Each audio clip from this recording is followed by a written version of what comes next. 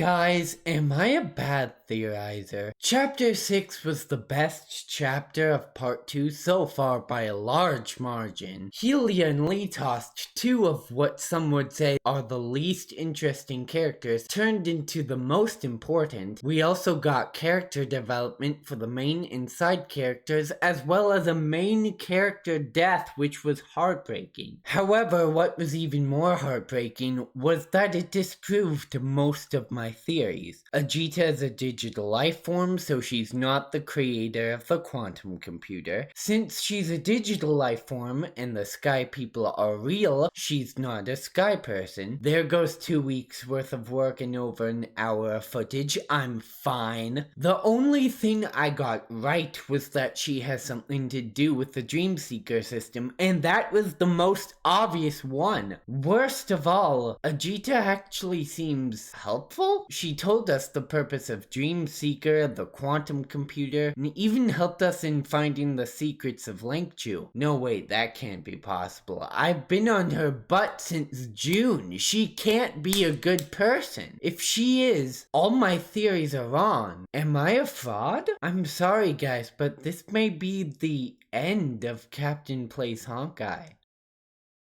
No, wait a minute. Even though I got massively sidetracked with the Sky People thing, it's still true that Baiji is working with Ajita for some unknown reason, and that she came up with Plan A and asked Baiji to do it. She still may be stealing jade plaques, and Baiji may not like her. She's still done a lot of shady things, including what I'm about to tell you, which, if true, might be the darkest thing she's done yet. To clarify, this is not my theory, but one that a commenter left me, and I found it very interesting. Litost did not kill Coralie. Sounds crazy, right? Especially since we saw Coralie get stabbed in the chest and die in reality afterwards. But there are a few clues that unveil something much darker. Gats4784 commented on one of my posts saying, "Bet Ajita was the one who killed the dog, cause we see some signs of struggle in the Hyperion. First of all, the Dark Lord will haunt you in your sleep. Second of all, I know what he's talking about. There are broken vases and scattered papers on the floor of the Hyperion. Even stranger, they're leading up to Coralie's body. How did these vases get like this? These weren't here when we last were in the Hyperion. Almost everyone was in the simulation by the time Coralie died, except for Ajita and Vita.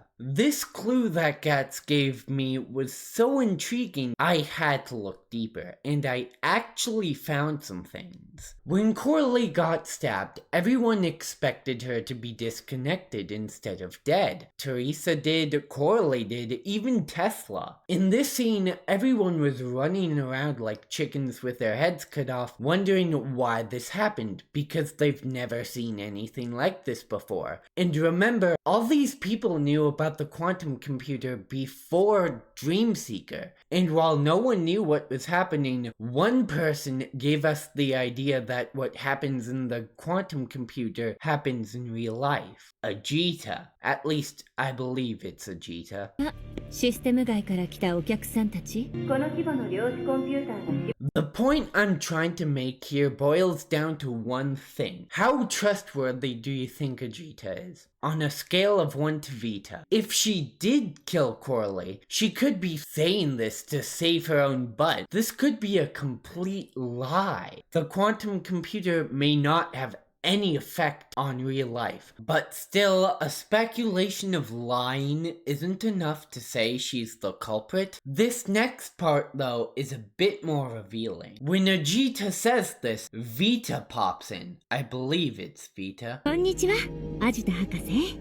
コラリーが端末を And says, though this journey began before Helia and Coralie found the terminal, it's only recently that real people started entering it. I didn't foresee this twist. I've been outplayed, a real blunder on my part. After this, Ajita says, I didn't peg you for the type to own up so readily when you're bested. Is it just me, or does this conversation have nothing to do with what's happening? Let me give you guys a real world scenario. Imagine Imagine you and your friends are hanging out, and one friend gets incredibly injured. So much so that they need surgery. And during the surgery, you overhear one of your other friends talking about how they didn't expect this outcome and that they've been outplayed. Then another friend says, I didn't expect you to admit it. Would you not be confused and a little scared? I've been outplayed? What is there to outplay here? Coralie's in surgery. Ajita outplayed Vita in some way. At the same time, Coralie got stabbed, and that makes Ajita way more suspicious. The reason why Vita mentioned that real people only recently started going into the quantum computer is because she realized that Litost is Ajita's perfect alibi. Let me start from the beginning. Here's what really happened. Litost stabbed Coralie in the chest and she got disconnected. The quantum computer doesn't affect people in real life, so like Gat said, she probably went to get some snacks or a drink. And since everyone else was in the computer, Ajita thought this was her perfect moment. So Ajita choked her out or did whatever she did, and when everyone returned, she blamed it on Litost and said that injuries in the computer transfer to real life. And since it was only recently that people started going into the computer, no one can fact check Ajita's statement here, and I doubt anyone wants to. That way, Litost gets all the blame and Ajita gets away with it. If it weren't for the broken vases and scattered papers, this would be a perfect crime. She would have gotten away with it too if it weren't for us meddling kids. You're also probably worried that it seems like Vita knows about this as well and chose not to say anything, but come on guys, she's innocent. Ajita most likely forced her to stay silent. She wouldn't let the evil roam free and make all our lives difficult, no way! Now, Coralie died in chapter 6. Himiko didn't even die that early, and I just can't imagine a main character dying this early. Plus, this entire arc has been leading up to meeting the gods and gaining immortality. I would be surprised if chapter 7 doesn't end with us getting Coralie back. I would be impressed if they kept her dead. If they do revive her though, I wouldn't be mad either, because if Gats is right, Ajita will be pissed that Coralie's alive again, try to off her another way, and maybe we will finally get to see her true colors. If Coralie doesn't get revived though, that may be even worse. That would mean Ajita succeeded in killing Coralie. Who's to say it'll end with Coralie? Ajita might start looking for her next victim. We have a murderer in the Hyperion. Hello, editing captain here. I just looked back at the chapter and found something that could rearrange my entire theory. Ajita actually did show up in the quantum computer shortly before Coralie died.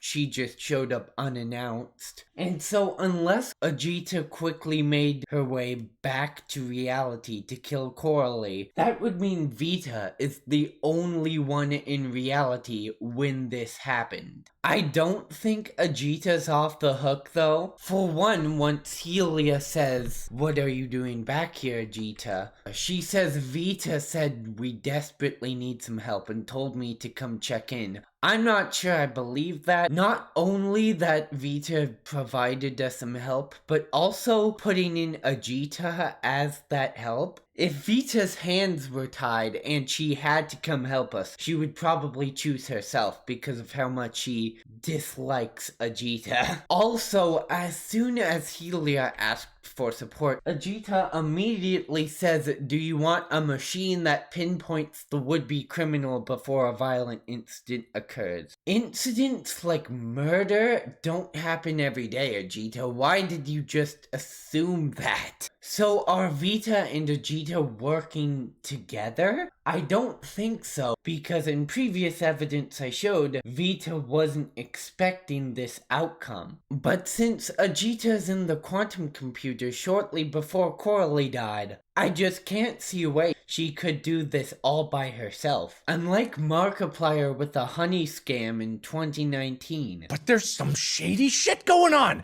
I can't put my finger upon it! That's all I wanted to talk about. Despite this being by far the best chapter, it really gave us more questions than answers. For example, one of the other major lore drops was that Litost was the true evil behind the shadow curse of Langchu, but that's a can of worms I have no idea about. I feel like chapter 7 will be the chapter where it all goes down and we will get some answers as to what's going on. I cannot wait for it as chapter 6 was incredible. I hope you guys enjoyed the video. Please like and subscribe for more Honkai theories like this, and I will see you all in chapter 7.